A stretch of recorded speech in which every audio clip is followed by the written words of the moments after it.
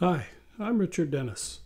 In my new novel, Fiume Restoral, a futurist painter struggles to find his way in the years after the First World War. He travels to the embattled city of Fiume, where he encounters a host of exceptional characters. The characters are fictional for the most part, but some are loosely based on real people who achieved prominence, or in some cases notoriety, in the first 3 decades of the 20th century. These real men and women are largely forgotten today, which is a shame. I'd like to tell you a little bit about their lives, to give you a taste of the era in which Fiume Restoral unfolds.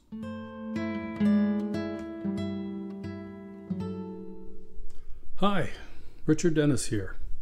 Welcome to the 3rd installment of my tour of prominent men and women who deserve to be remembered. Today's bio tells of Guido Keller. Now, unlike Mina Loy and Sam Drebin, who inspired my novel's characters but did not appear therein, Guido shows up in the pages as himself. But since Fiume Restoral is a work of fiction, not a history, his words and actions in the novel were my creation.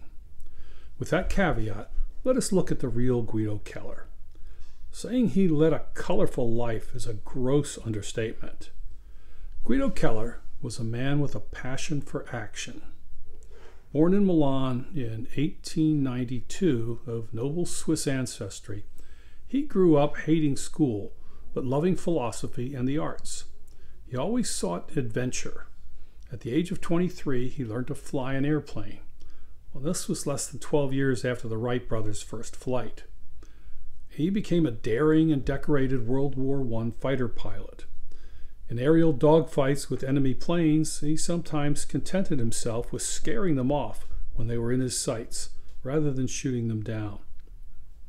After the war, he joined Gabriele D'Annunzio on the march to occupy the city of Fiume. When D'Annunzio needed transport for his band of legionnaires, Keller hijacked 26 trucks.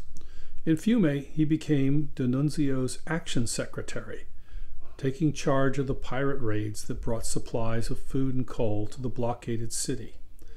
He organized a group of homeless men who shared his passion for playing with grenades and made them D'Annunzio's personal bodyguard.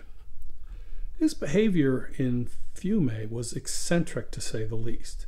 He kept a pet eagle and flew reconnaissance missions over the region wearing silk pajamas, enjoying in-flight tea from a silver service.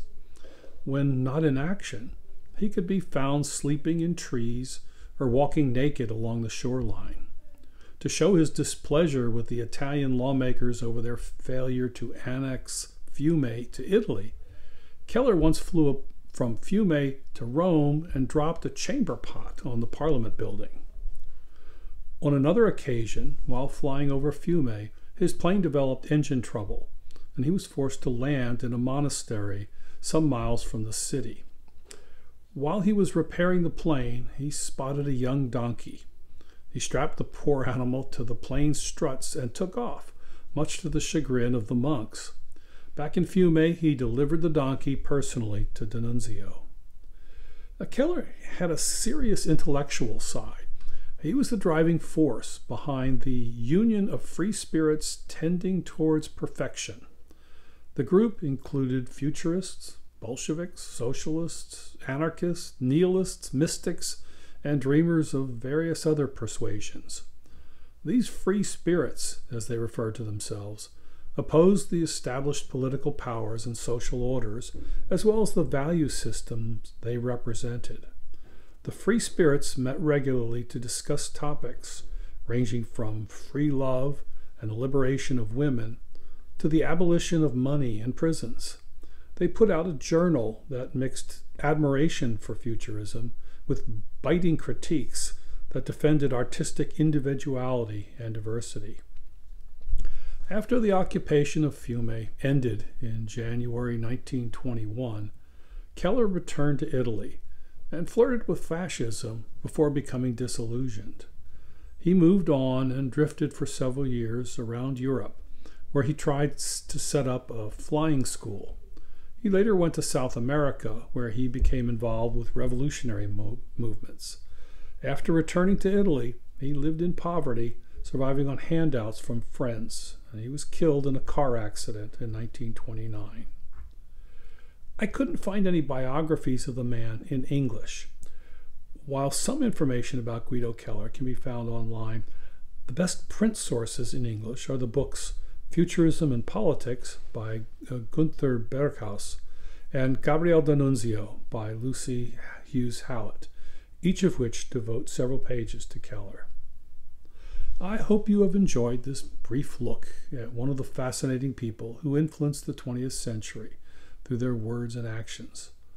Join me again in a couple of weeks for another of the prominent men and women who deserve to be remembered. And check out my novel, Fiume Restoral, to see how Guido fares in my telling.